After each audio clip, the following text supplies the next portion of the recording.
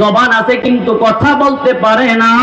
আল্লাহ পাক রব্বুল আলামিন ওই মানুষটার জবান দিয়েছে ঠিক, কিন্তু কথা বলার মতো নিয়ামতটা দেয় নাই। ওই দোস্ত আমার আপনার জবানের ভিতরে আল্লাহ তাআলা এত বড় নিয়ামত দিয়া দিয়েছে, এত বড় খনি দিয়া দিয়েছে। এই যে কথা শুরু হয়েছে কয় বছর পর থেকে, 1-1.5 বছর পর থেকে যে কথা শুরু হয়েছে, কথা বলতেছি 5 বছর বললাম, 10 বছর বললাম, 15 বছর বললাম, 25 বছর বললাম, 100 বছর বাঁচলে 100 বছর বললাম। ও দোস্ত এই কথা ফিট করে দিছে কে? আওয়াজ করে বলেন কে? মুসলমান ইমানদার বান্দা, আপনার আমার জবান আছে, কথা বলার শক্তিও আছে। দুনিয়াতে এমন মানুষ আছে যে মানুষের জবান আছে কিন্তু কথা বলার শক্তি আল্লাহ তাআলা দেয় নাই।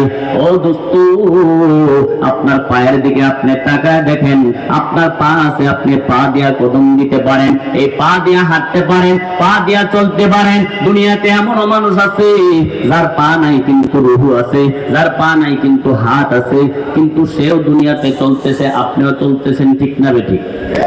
সেও চলতেছে, কিন্তু আপনার চলা যত সহজ তার চলা কিন্তু এত সহজ না। ও দোস্ত এই জন্য সাবধান সাবধান, ভাবতে হবে, চিন্তা করতে হবে। আল্লাহ তাআলা তারে পা দেয় নাই, তারে হাত দেয় নাই, তারে জবান দিয়েছে, কথা বলার শক্তি দেয় নাই। আমাকে তো হাত দিয়েছে, জবান দিয়েছে, কথা বলার শক্তি দিয়েছে, পা দিয়েছে, বিবেক দিয়েছে, ব্রেন দিয়েছে। এইগুলি চিন্তা করলে আল্লাহর পরিচয় পাওয়া যাবে। কথা বলেন ঠিক কিনা? ও মুসলমান ইমানদার বান্দা, গভীর মনোযোগ দিয়ে শুনবেন। আল্লাহ তাআলা আমাকে আপনাকে নিয়ামত দিয়ে পরীক্ষা করে। ও দোস্ত অনেক মানুষ দেখবেন চোখ আছে কিন্তু চোখে দেখতে পারে না, কিন্তু আমার আপনার চোখ আছে, চোখে দেখতে পারে, ঠিক না রে? ও মুসলমান ইমানদার বান্দা, এই চক্ষু তো আল্লাহ তাআলা শুধু দুনিয়া দেখার জন্যই দেয় নাই, শুধু রাস্তাঘাট দেখার জন্যই দেয় নাই। এই চক্ষু শুধু মানুষের সবকিছু দেখার জন্যই দেয় নাই। এই চক্ষু শুধু দলিল দেখানোর জন্যই দেয় নাই। এই চক্ষু শুধু দুনিয়ার কাজে লাগাইবেন এর জন্যই দেয় নাই। এই চক্ষু দিয়ে আল্লাহ পাকের কালাম আপনি দেখা দেখা তেলাওয়াত করার জন্য দিতে, ঠিক না ঠিক? কিন্তু হায় হায় হায়, চক্ষু আছে, এরকম ভাবে জবান আছে, হাত আছে, সুস্থ সুন্দর বিচার করে, কত দাপটের সহিত আরে এরকম ভাবে লম্বা চেয়ারটায় যায় বসে, মাঝখানের চেয়ারটায় যায় বসে। তুমি সবকিছু পারলা, তুমি সব নিয়ামত পাইলা, হাতও তোমারে সুস্থ দিল, পাও তোমারে সুস্থ দিল, জবানও তোমারে সুস্থ দিল, তুমি সব করতে পারো, সব করতে পারো, কিন্তু আল্লাহ পাকের কালাম তেলাওয়াত করতে পারো না। তাইলে কিন্তু নিয়ামতের কদর করা হয় না। কথা বলেন ঠিক কিনা? আপনারা বেজার হয়েন না, রাগ করেন না। ও দোস্ত এই জবানটা শুধু আমাকে আপনাকে কথা বলার জন্যই দেয় নাই। এই জবানের ভিতরে দেখেন কত কিছু এরকম ভাবে আমি আপনি জবান দিয়া বলি, এই জবান দিয়া গালি চলে, এই জবান দিয়া মিথ্যা চলে, এই জবান দিয়া গীবত চলে, এই জবান দিয়া চগলখুরি চলে, এই জবান দিয়া কত কিছু চলে। কিন্তু এমন জবান আছে সব চলে কিন্তু আল্লাহ পাকের কালামের তেলাওয়াত চলে না, ঠিক না? আছে না নাই? আরে ভাই এমন মানুষ তো 100 থেকে কয় পার্সেন্ট আপনার এই পার্সেন্ট কোন কয় পার্সেন্ট? 90% জবান এমন অচল জবান। আল্লাহ তাআলা যদি হাসরের ময়দানে এরকম ভাবে একজন বুবাকেও সামনে দাঁড় করায় দিগায়, ওরে আমি আবার করে জবান দিয়েছিলাম কিন্তু কথা বলার শক্তি দেই নাই, কিন্তু তোরে কথা বলার শক্তি দিয়েছি। সেই তো মসজিদে মাঝে মাঝে যাইতো, নামাজ পড়তো বা মসজিদে যাইতো, কিন্তু তুই জবান পায়া কেরছত, তুই আমার জন্য 5 ওয়াক্ত নামাজ পড়বি, শুদ্ধ করে পড়তে পারস নাই। 5টা সূরা তুই শুদ্ধ করে পারস নাই, তুই দোয়াই কোন পারস নাই, সালামটা শুদ্ধ করে দিতে পারস নাই, কালেমাটা শুদ্ধ করে বলতে পারস নাই, তখন কিন্তু আমি আপনি ধরা খাইতে হবে। কথা বলেন ঠিক কিনা? ও দোস্ত এই জন্য সাবধান সাবধান, নিয়ামত পায়া নিয়ামতের কদর করতে হবে। আল্লাহ পাক রব্বুল আলামিন নিয়ামত দিয়েছে পরীক্ষা করার জন্য, এই পরীক্ষায় পাস হতে হবে। এই জন্য সব এরকম ভাবে মাঝে মাঝে এত ব্যস্ততা দেখায়েন না, একটু ইমাম সাহেবের কাছে সময় নেবেন, ইমাম সাহেবের কাছে যাইবেন, হুজুর আমি তো সূরা কেরাত কিচ্ছু জানি না, আমার একটু শিখায় দেন। আপনি সারা বছর লাগাইয়া 7টা আয়াত শিখেন, আপনাকে কে না করবে? 7টা আয়াত শিখেন, 5টা আয়াত শিখেন, এইভাবে কয়েকটা সূরা অন্তত পক্ষে যেইগুলো নামাজের জন্য দরকার সেইগুলো শিখা নিবেন ইনশাআল্লাহ। ও মুসলমান ইমানদার বান্দা, অল্প সময় কথা বলবো, গভীর মনোযোগ দিয়ে শুনবেন। আল্লাহ পাক রব্বুল আলামিন নিয়ামত দিয়েও পরীক্ষা করে, এরকম ভাবে আবার মুসিবত দিয়েও পরীক্ষা করে। কেমন মুসিবত? মাঝে মাঝে দেখবেন আপনার বিপদ আসে, আপনার মুসিবত আসে, আর এই মুসিবত গুলা আসে কি? আল্লাহ বলেন ওয়া আসাবাকুম মিন মুসিবাতিন ফাবিমা কাসাবাত আইদিকুম ওয়া ইয়াফু আন কাসীর। আল্লাহ পাক রব্বুল আলামিন আল্লাহ পাক রব্বুল আলামিন বলেন তোমাদের মাঝে যে মুসিবত আসে, তোমাদের কাছে যে মুসিবত আসে, এই মুসিবত তোমাদের কৃতকর্মের ফল কে বলে? জোরে বলেন, কে বলে? আল্লাহ বলে এই আমাদের কৃতকর্মের ফল। আবার আল্লাহ তাআলা পরবর্তী আয়াতের অংশের ভিতরে বলতেছেন ওয়া ইয়াফু আন কাসীর। আল্লাহু আকবার। আল্লাহ পাক রব্বুল আলামিন বলেন অধিক পরিমাণে তিনি আবার তোমাদেরকে ক্ষমা করতে থাকেন। বলেন সুবহানাল্লাহ। ও মুসলমান ইমানদার বান্দা, এই জন্য সাবধান সাবধান, নিয়ামত পাইয়া নিয়ামতের কদর করতে হবে। মুসিবত আসলে ধৈর্য ধারণ করতে হবে। ধৈর্য ধারণ করলে আমার আল্লাহ পাক রব্বুল আলামিন এর বিনিময় দান করবে। বলেন সুবহানাল্লাহ।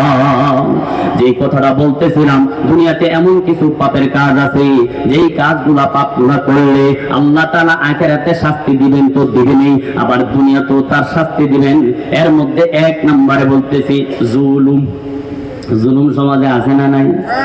গরিবরা বড় লোকের উপর করে নাকি বড় লোকরা গরিবের উপর করে? জুলুম জুলুম। দেখবেন যারা জুলুম করে, ডাইরেক্ট হোক ইনডাইরেক্ট হোক, হিকমতে হোক কৌশলে হোক, দেখবেন একটা পর্যায়ে তাদের ফলাফল ভোগ কইরা এরপরে দুনিয়া থেকে বিদায় নেয়। ঠিক না ঠিক? ও মুসলমান ইমানদার বান্দা, জুলুম করে কেউ শান্তিতে থাকতে পারে নাই, জুলুম করে কেউ আরামে থাকতে পারে নাই, জুলুম করে কেউ এরকম ভাবে আসল জায়গায় অর্থাৎ পৌঁছতে পারে নাই। জুলুম করেছিল নমরুদ, জুলুম করেছিল ফেরাউন। তারা কিন্তু শেষ জমানায় আইসা মৃত্যুর সময় কিন্তু কষ্ট করে গেছে। ঠিক না বেঠিক? নমরুদ এরকম ভাবে জুলুম করেছে, ইতিহাসের পাতায় তাদের নাম লেখা, কোরআনের ভিতর তাদের ঘটনা আছে। ফেরাউন এরকম ভাবে আল্লাহর সাথে বেয়াদবি করেছে, মানুষের উপর জুলুম করেছে। কথা বলেন ঠিক কি না? আল্লাহ তাআলা তাদেরকে আবার দুনিয়াতেই শাস্তি দিয়েছে, আখিরাতে তো শাস্তি দিবে। কথা বলেন ঠিক কি না? নমরুদ খোদার সাথে বেয়াদবি করেছে, তাই তো নেংরা মশা তাহার নাকে ঢুকেছে। কথা বলেন ঠিক কি না? নমরুদ খোদার সাথে বেয়াদবি করেছে, তাই তো নেংরা মশা তাহার নাকে ঢুকেছে। ফেরাউন মুসার সাথে বেয়াদবি করেছে, তাই তো নীল দরিয়ায় ডুবে সে মরেছে। মরার সময় আবার সে বাঁচাও বাঁচাও বলেছে, জিবরাইল আমিন তাহার মুখে কাদা ছুঁড়ে মেরেছে। ঠিক কিনা? ইসলামেরই শত্রু যারা হয়ে যা সাবধান, নইলে জুতার বাড়ি খাবি হারাবি সম্মান। ও মুসলমান ইমানদার বান্দা, নমরুদ শান্তিতে থাকতে পারে নাই। নমরুদ জানেননি কয় বছর হায়াত পাইছে? জানেননি আপনারা? 800 বছর। কয় বছর? 800 বছর হায়াত পাইছে। 400 বছর সে আরাম আয়েশে চলছে, দুনিয়ার স্বাভাবিক নিয়মে চলছে। কিন্তু 400 বছর যখন হয়ে গেছে, জুলুম যখন বেশি পরিমাণে বাড়ায় দিছে, আল্লাহ নেংরা মুসারে গেছে যা যা যা নমরুদের নাক দিয়া ঢুক, নাক দিয়া ঢুকে এরকম ভাবে মগজের ভিতরে ঢুকে গেছে। কথা বলেন ঠিক কিনা? নমরুদ 400 বছর বাঁচছে স্বাভাবিক ভাবে, আর মুসা সহ বাঁচছে 400 বছর অস্বাভাবিক ভাবে। ও দোস্ত, মুসা যখন ভিতরে গেছে কামড় মারে, আস্তে আস্তে দেয়, কয় কাজ হয় না, আর জোরে দে, এমনে এমনে এমনে এমনে দিতে দিতে 400 বছর খালি জুতার বাড়ি আর লাঠির বাড়ি খাইছে। ঠিক না বেঠিক? আল্লাহ তাআলা দুনিয়াতে তাদেরকে ফলাফল দিয়া দিয়েছে। ও ফেরাউন জুলুম করছে। আরে তাদের ব্যাপারে তো লম্বা লম্বা ঘটনা বলার সময় নাই, একটু কিঞ্চিত ধারণা দিতেছি। জুলুম করলে আল্লাহ তাআলা আখিরাতে তো শাস্তি দিবে, আর দুনিয়াতেও সেই শাস্তি দিয়া দেয়। ফেরাউন তো এরকম ভাবে অপমান লাঞ্ছিত করেছে। ও মুসলমান ইমানদার বান্দা, বলতেছিলাম দুনিয়াতে এমন কিছু গুনাহ আছে, এমন কিছু পাপ আছে, যে পাপগুলো করলে আখিরাতে শাস্তি তো পাওয়া যাবে, আবার দুনিয়াতেও পাওয়া যাবে। 1 নাম্বার শুনলাম কি? জোরে বলেন। জুলুম করবেননি, রিকশাওয়ালারে থাপ্পড় লাগাই দিবেননি সুযোগ পাইলে। হ্যাঁ, নতুন করে টেহা হইছে, বাবা রে বাবা, টেহার পাওয়ারে ঘরে দাম যায় না। রিক্সাওয়ালার করে বাইতে দৌড়ে নেওয়ার, ওর বুড়িবার করে নামু, ওর এটা করে নামু, এটা করে নামু। আল্লাহ একজন আছে যার উপর জুলুম করবি, তুই জালেম হইছ, কিন্তু মাজলুমের পক্ষ নিবে স্বয়ং কে? আওয়াজ করে বলেন কে? যার আল্লাহ হয়ে যাবে, দুনিয়ার সমস্ত মানুষও যদি ওই জালেমের হয়ে যায়, ওই জালেম কিন্তু দুর্বল। কথা বলেন ঠিক কিনা? এটা হচ্ছে এক নম্বর বললাম। দ্বিতীয় নাম্বারটা বলমুনি দেখি, একটু মনে করেন আলহামদুলিল্লাহ বলেন। আমাদের মেহমান আয়েশা বলছে নারায়ে তাকবীর। আপনারা খুশিতেই পারেন ইনশাআল্লাহ, হুজুর সময় মতো স্টেজে আসবেন ইনশাআল্লাহ। ও মুসলমান ইমানদার বান্দা, দ্বিতীয় নম্বরে হচ্ছে মা বাবার অবাধ্যতা করা। আসেনি এমন রোগী? জোরে বলেন আসেনি? মা বাবার সাথে অবাধ্যতা করে, অর্থাৎ মা বাবার সাথে নাফরমানি করে, মা বাবার সাথে বেয়াদবি করে। ও দোস্ত, তুমি কার সাথে বেয়াদবি করতেছো? ওই মা বাবা তোমার জন্য জান্নাত, ওই মা বাবা এবার তোমার জন্য জাহান্নাম। তুমি জানো নি, মা বাবা যদি একটু বদদোয়া দেয়, মায়ের চোখে যদি একটু পানি চলে আসে, ও দোস্ত তুমি কিন্তু ধ্বংস হয়ে যাবে। অর্থাৎ দুনিয়াতে পরকালে তো শাস্তি পাইবা, দুনিয়াতেও এর শাস্তি পাওয়া লাগবো। নাউজুবিল্লাহ। আছে না কিছু মানুষ মা বাবারে কষ্ট দেয়। আরে ভাই, কোন মারে তুই কষ্ট দিলি? মারে তুই চিনলি না? যেই মায় তোরে 10 মাস 10 দিন গর্ভে লালন করছে, যেই মায় তোরে 10 দিন এরকম ভাবে 10 মাস 10 দিন গর্ভে লালন পালন করেছে, 6 মাস যখন তোর হয়ে গেছে, আমার আপনার 6-7 মাস যখন হয়ে গেছে, যখন হাত পা গজায় গেছে, মা যখন দাঁড়ায় থাকি, সন্তান হাত নাড়ায়, মা ব্যথা পায়, বলতে পারে না, সইতে পারে না।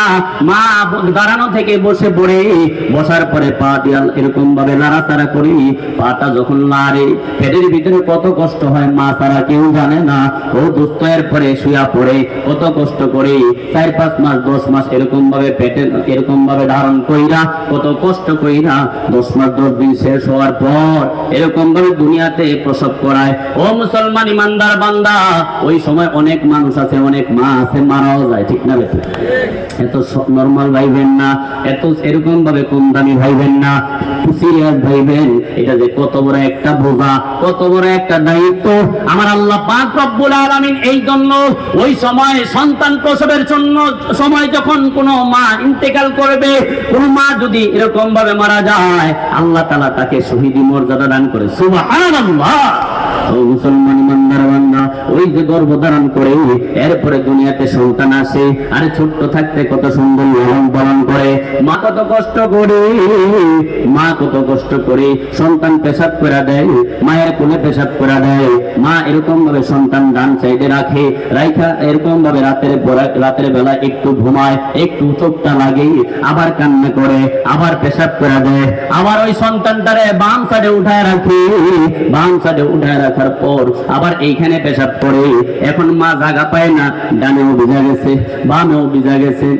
এখন মায়ের কোলের উপরে শোয়ায়, বা মা ভিজা জায়গায় শুয়া সন্তানকে শুকনো জায়গায় শোয়ায়। কত কষ্ট করে লালন পালন করার পর 1-1.5 বছর, 2 বছর, 2.5 বছর, 2 বছর পর্যন্ত দুধ পান করায়।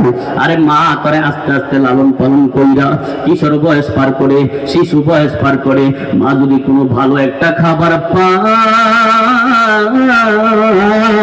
ওই খাবারটা মা করে না দিয়া খায় না। চিন্তা করে সন্তান আছে, সন্তানকে আবার আগে খাবার দিবে, এরপরে যদি থাকে মা খাবে। ও দোস্ত, মায়ের ওয়াজ করতে আরো 1 মাস সময় লাগবে, এরপরে শেষ হবে না। আল্লাহ তাআলা মা বাবাকে কত মর্যাদা দান করেছে।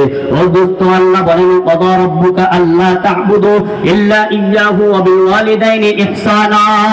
ও মুসলমান ইমানদার বান্দা, এই জন্য আল্লাহ তাআলা বলছে যে আল্লাহ তাআলার ইবাদতের পরের স্থান মা বাবার স্থান। আল্লাহু আকবার বলেন। মা বাবারে কষ্ট দেওয়া যাইবে না, মা বাবার অবাধ্যতা করা যাইবে না। আস্তে আস্তে সন্তান বড় হয়, মা কত কষ্ট করে যে লালন পালন করে, এরপরে সন্তানের জন্য একটা দিশা দেখে, দিশা দেখে বিদেশের বাড়িতে পাঠায়, বিদেশে যায়। 1 বছর 2 বছর পর্যন্ত সুন্দর মাসে 60-70 হাজার টাকা কামায়, মার সাথে কথা বলে। প্রত্যেক দিন মার সাথে কথা না বললে ভালো লাগে না। মারে ফোন দেয় সকালে, মারে ফোন দেয় বিকালে, কত সুন্দর পরামর্শ, কত সুন্দর এরকম ভাবে কথাবার্তা। মাসটা শেষ হইতে না হইতে মায়ের কাছে বাবার কাছে 50,000 টাকা পাঠায় দেয়, সন্তান কত সুন্দর পাঠায় দেয়।